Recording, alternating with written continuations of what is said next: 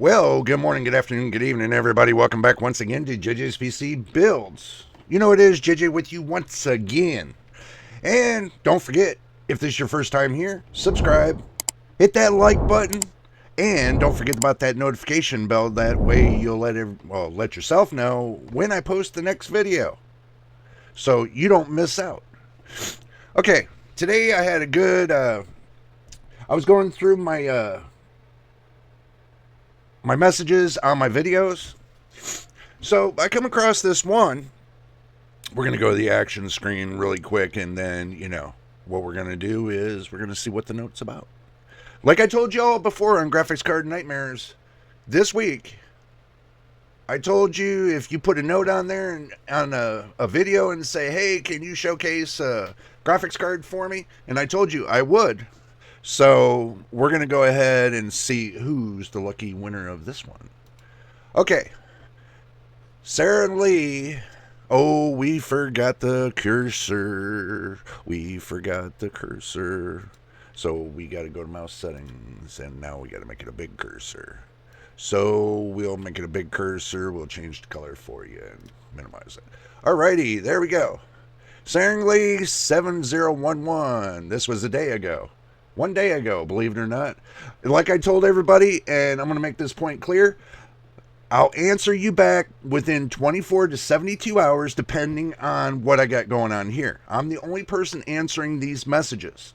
So if you leave a message on a video, I'm the only one that sees it. I'm the only one that answers it. Well, actually, all YouTube sees it, but they can answer back on it too. But, to get an answer from me, I answer pretty much to all videos. So I do the best I can with the amount of time I have per day. So I make one video a day. Just keep that in mind.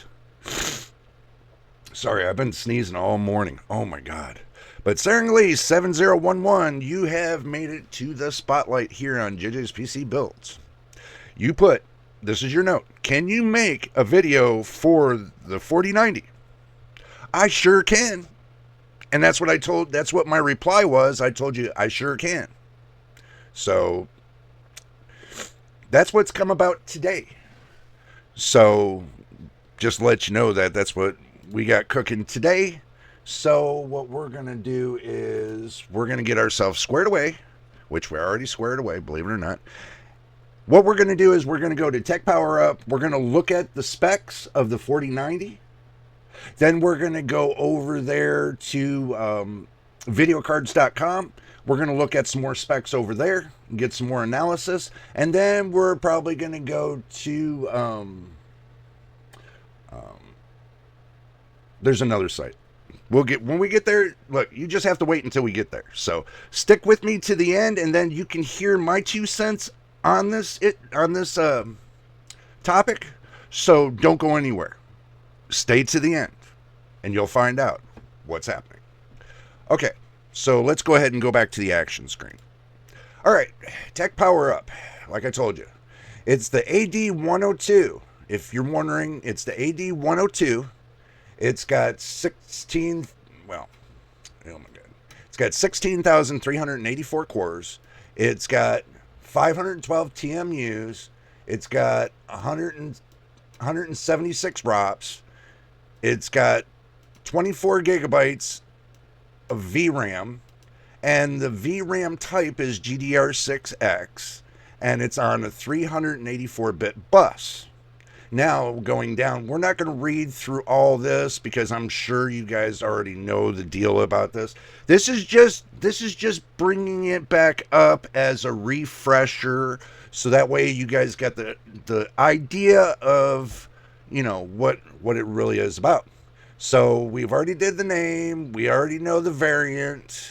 It's made by TSMC, and it's a 5 nanometer process. It's got 76,300 million transistors. And the density is 125.3 M. And the die size is 609 millimeter. The release date was September 20th, 2022. Availability was October the 12th, 2022. Now, keep this in mind. The release date of the 4090 could be almost close to the release date of the 5090. Just saying, it could happen. If you're waiting for the 5090, it could happen around those days. But the launch price on the 4090 was $1,600. The MSRP was $1,600. And it was on Amazon and Newegg, and it's a PCIe 4.0 X16. So, looking at, and you know, there's no sense of me even showing you the relative performance chart because it's sitting right at the 100%. I mean, it's sitting top of the line. There's nothing above the 4090. Not yet. Not until the 5090 comes out. Do keep that in mind. So, I mean, the base clock is 2235 megahertz, which I really want you to think about this, because if you get the overclock series, the base clock is going to sit at 2520. My RTX 4070 sits at 2520 on the baseline. So this base clock is basically right where the boost clock is. And the boost clock it can go from 2520 all the way up to 3 gigahertz. It can get close to 3 gigahertz. I've already gotten close to 3090 megahertz. So it's 3.090 gigahertz. I've already pushed it that far on the 4070. So don't think that the 4090 can't get there. 4090 can get there. It just takes a little bit of pushing to get it there.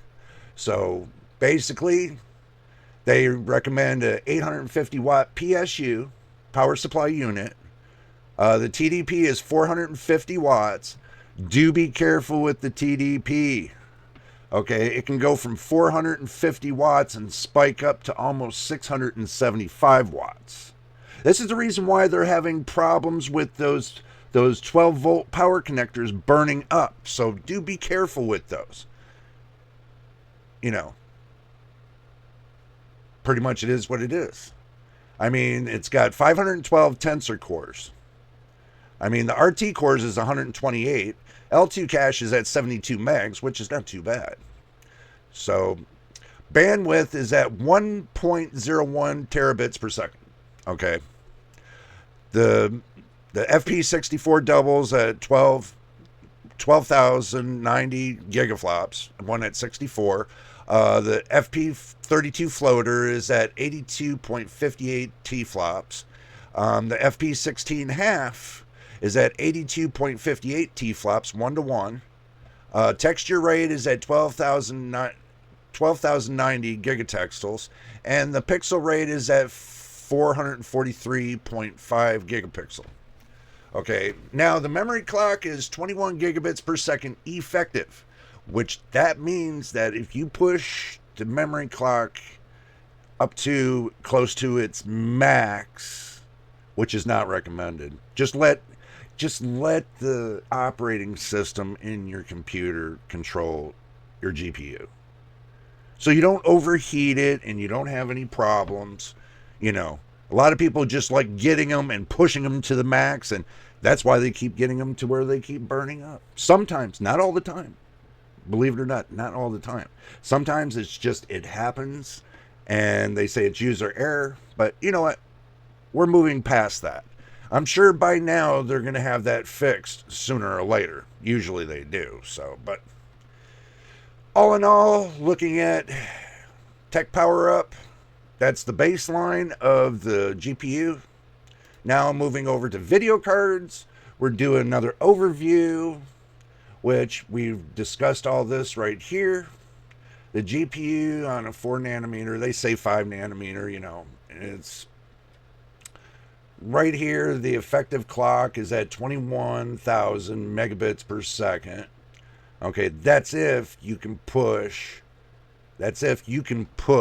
your motherboard, the system RAM, to get close to that effectiveness in order to get that 100% effectiveness. See, your motherboard is going to it makes a big difference when you have the right processor with this, the CPU processor. You got to have the right processor with this video card. Okay, everybody's going to say to me, well, what's the right processor? Well, they got the new 9000 series that's going to be coming out soon.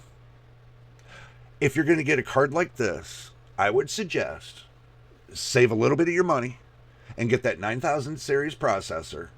But make sure you, before you buy it, and before you buy any hardware pieces to build your PC, make sure you get reviews on the testing of it and what motherboard they tested it on.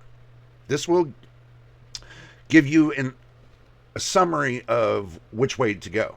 This will give you an idea. If you're a first-time builder, this will give you an idea. So basically, but I can tell you right now, Intel's not the way to go because they're having issues over there at Intel, either on the motherboard or the processor. We don't know. I mean, it's going back and forth like a yo-yo. Okay? That's why I'm not saying anything about Intel. Let them sort their problems out, and then we'll come back to them. But as far as AMD, right now they got the 8700G out, and I know y'all are going to say, well, the 8700G has integrated graphics on it. Yeah. But the 8700G has just, it's not just it has integrated graphics on it. It's a processor. It's a CPU processor too. So you have to understand the kind of formula they used with that processor, using the neural pathways that they're using the new AI, the neural processing unit, okay, on the 8000 series. So the 8700G has the neural processing unit for AI capabilities on that CPU. Not just the CPU, the GPU as well. But you can use that CPU to run this RTX 4090. Don't think you can't. Because let's go a little bit deeper. Let's do this. Let's go a little bit deeper. Let's see what I'm talking about. Let's see. We'll do the 8700G specs.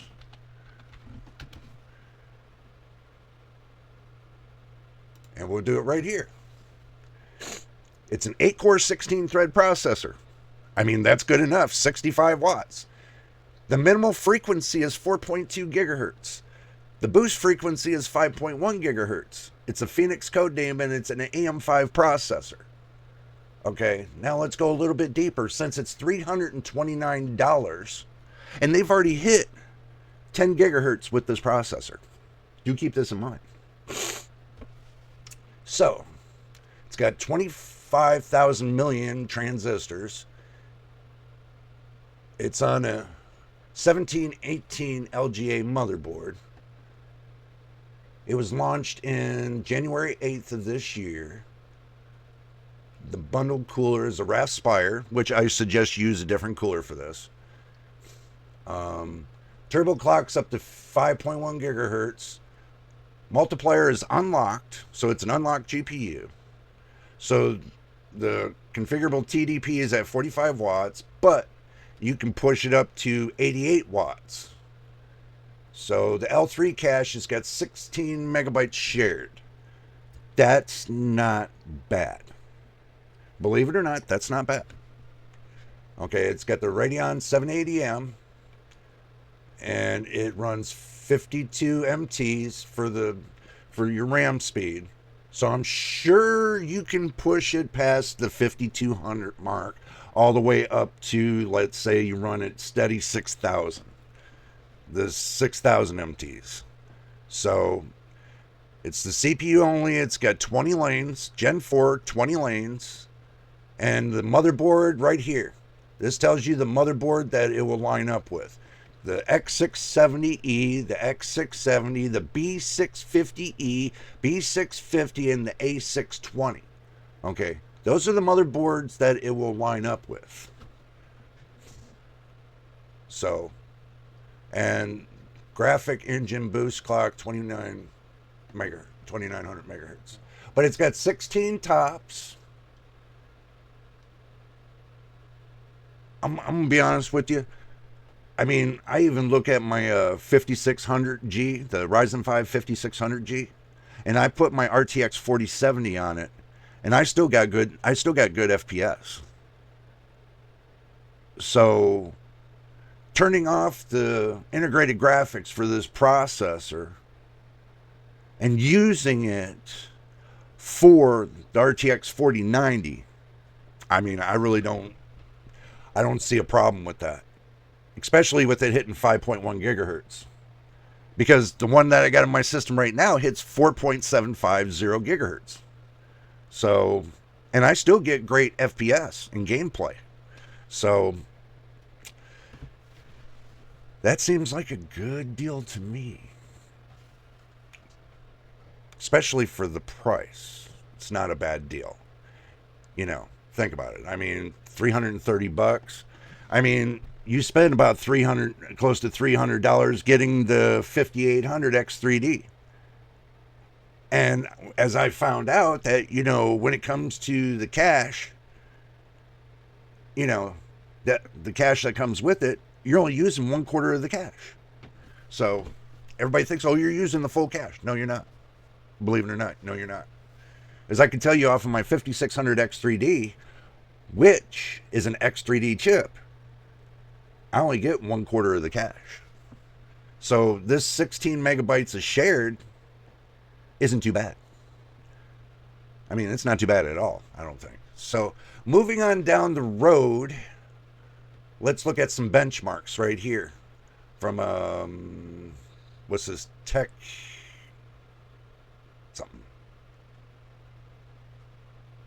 Radar, my bad. This is from Tech Radar. This is the synthetic test. As you can see, the 4090 hitting 93,307 in a synthetic test, compared to the 3090 Ti hitting 76,267, the 3090 hitting 69,283, you know, going on down the road. Like your 6900 XT or your 6800 XT hitting 45,794. That's the bottom of the list. So you would think that my RTX 4070 would hit right up in here. I would think it would hit right in between the 6900 XT and the 3080. Or no, the 3080 and the 3080 Ti. Right in between here for the RTX 4070. But the 4090 is always going to be the top leader when it comes to the polls. The price for synthetic performance, MSRP, lower is better. So looking at this, the 6800 XT and the 3080 seem to be pulling a little bit lower than the 4090. So, you know, your 3080 is like 0.011, you know, cents to the dollar. And then your 6800 XT is like 0.0114 cents to the dollar. And your 4090 is 0.0117 to the dollar. Compared to the 3090 Ti, the 3090, and the 3080 Ti, and the 6900 XT. So, the price-wise is, for synthetic benchmarks, is not too bad. Creative workload average. So, your 4090 hits 2,846. Compared to the rest, it's still going to be on the leaderboard. Your price for creative performance, RTX 4090 is 0.56 cents to the dollar. So your 3080 is 0.52 cents. So it looks like the leader on that would be the 3080, but for 4 cents more per dollar, the 4090 seems to be in better shape.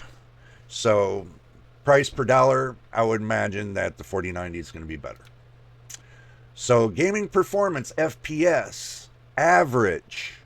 They're saying 120 FPS on an average. I would imagine this is probably going to be at 1080p. So either 1080p, 1440p. I would say this is at 1080p because I believe at 1440p it would be a little bit lower, and 4K it would be a little bit lower on this. So, but all in all, your RTX 4090 is definitely taking the cake. Price for gaming performance, MSRP, lower is better. So, looking at it on gaming performance, your 3080 is at $10.98 per for FPS.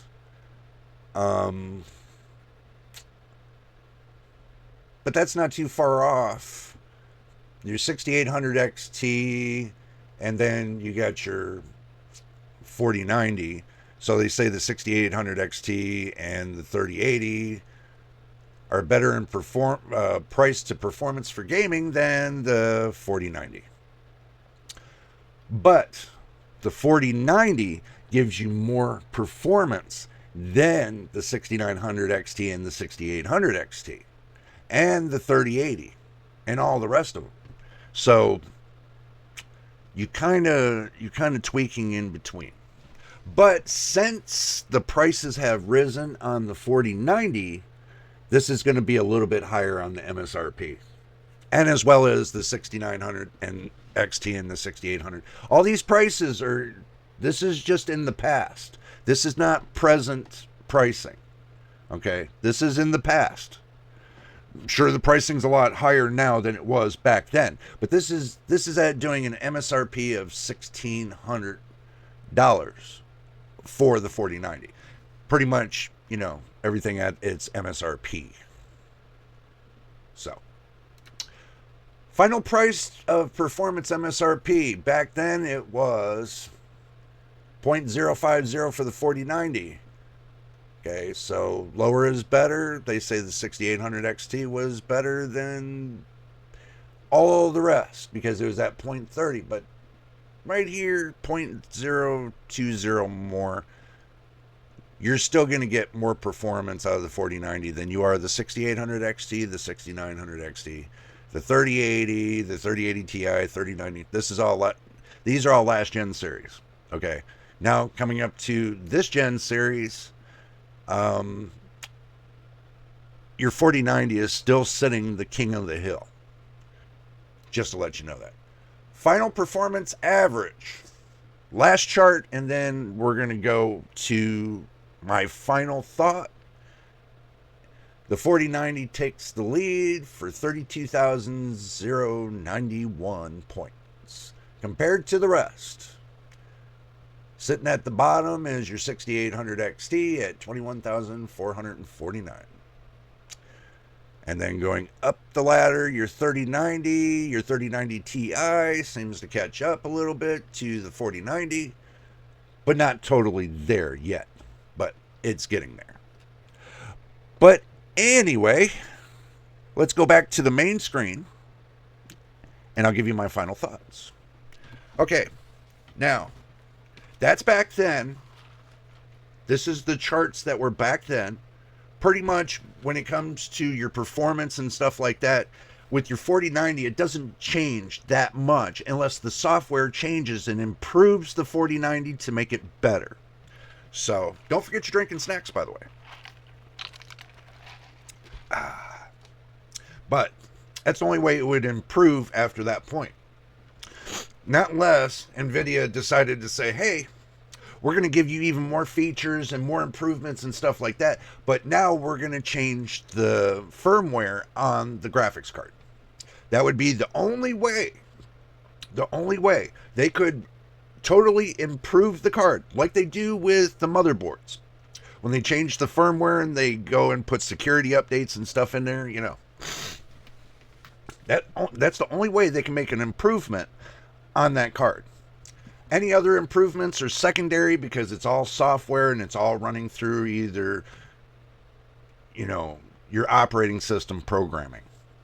So basically, that's the only improvements you really see is secondary to your operating system. So those are the only improvements that you would get when it comes to that card. But it's still reigning king of the hill from the current date today, which is 4/28/2024. So if you're thinking about getting the RTX 4090, I would wait because they're having talks about September of a launch, maybe a launch, maybe it's a paper launch, maybe it's an actual launch. We don't know yet when it comes to the RTX 5090. Okay. Right now, the prices of the 4090 are sitting between $1,800 and $2,500 on the market right now. So if you find one that's at MSRP, you're in luck. If you got a friend that'll sell you one at MSRP, you're in luck. If you can go to, let's say, Micro Center and you got an open box of a 4090 and you can get it close to MSRP, then you're in luck. Okay. But as far as everything else, when it comes to that 12-volt power connector, that's what makes me shun from buying the RTX 4090, is that power connector. If they would have put, and I hate to say, if they would have put 4 8-pin connectors on that RTX 4090, 4 8-pin connectors, that would have handled at least 600 to 700 watts total. And they didn't need all that sense pin crap and everything else. No, they didn't need it. Because I'm running the RTX 4070 with one single 8-pin connector. And it pulls up to its 200 watt margin. Even though the connector is baseline at 150 watts, you can pull up to almost close to 200, well, almost 300 watts off of that connector. You should be able to pull double off of that connector of what it's rated. It's rated at 150. You should be able to pull 300. Simple as that. So I pull over, and when I got the card at 100% and I'm pulling it at 100%, it's pulling 200 dead watts continuously. And I did that for 6 hours. Pulled 200 watts for 6 hours. It did not heat up whatsoever, that connector. Did not. If it does on yours, then there's got to be a problem somewhere. There's got to be a short connection, or that it's overpowering the connector or something. All I can do is tell you on my experience. But is the 4090 a card I would buy right now? To be honest with you, unless the pin connectors were changed to a thicker pin connector, I really wouldn't buy it, because the plastic on the connection of those connectors, are 3D printed. And they have a heat tolerance. But these 8-pin connectors are molded connectors. I mean, they're molded. Each pin is single wired. That 12-volt high power one, it's bridged. It's got 4 wires that goes for your hot, and 4 goes for your ground, and 4 for your sense. Or 4 or 6. 6 on your hot, 6 on your ground, and 4 on your sense. Who knows? However they got it set up, the wire that they're using is 26 gauge, which they shouldn't be using 26 gauge to pull 600 watts. I mean, you even use 8 gauge to pull 1200 watts. 8 gauge. So if they wanted to make it a stronger connector, they need to up the rating to 1200 watts and make the wires thicker. And make the wires braided 16 gauge instead of 26 gauge. See, the OD, the outer diameter, is what they're going by, not the inner diameter. If they go by the ID that's inside, it should be 16 gauge. 16 gauge on the ID, and it should be 18 to 22 gauge on the OD. So, but if the copper is not 16 gauge on the ID, then it's not going to do you any good. So that's my take on that. But all in all, performance-wise, if you don't have any problem with the 12-volt high-power connector and it rolls with you really good and you got yourself a really good deal, then roll with it. Roll with it. Use it for as long as you can and get as much as you can out of that 4090. But if you're going to go buy one right now, and let's say you got a good enough graphics card to get you by until the 5090 comes out, I would suggest wait until the 5090 comes out. Be honest with you. I mean, I would wait until the 5090 comes out, because what if they start selling the 5090s at $1,700 and they got 33% more performance than the 4090? That's in rasterization. And they got 77% more performance in ray tracing.